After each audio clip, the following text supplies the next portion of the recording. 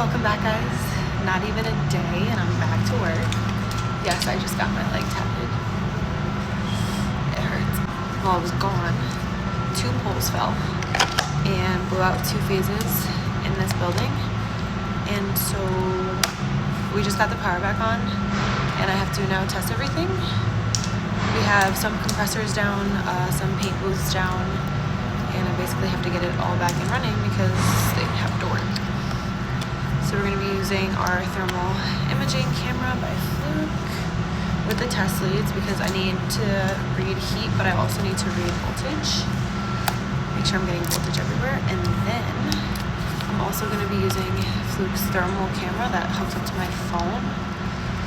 So that way I can check without like actually opening all of this stuff, what's overheating and things like that.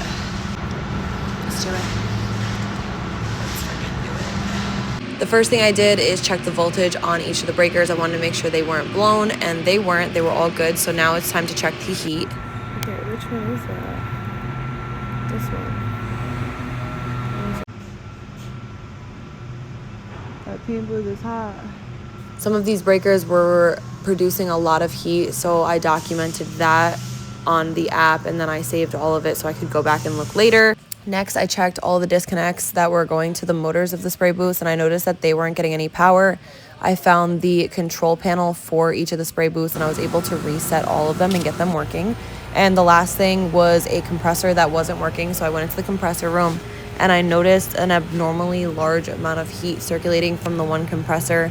I did check the pressure gauge, and the pressure was normal, so we're just going to keep an eye out on that. And then there was a whole compressor that was not turning on at all. I did get voltage here in the disconnect. And then after manually starting this compressor, I noticed it sounded very off.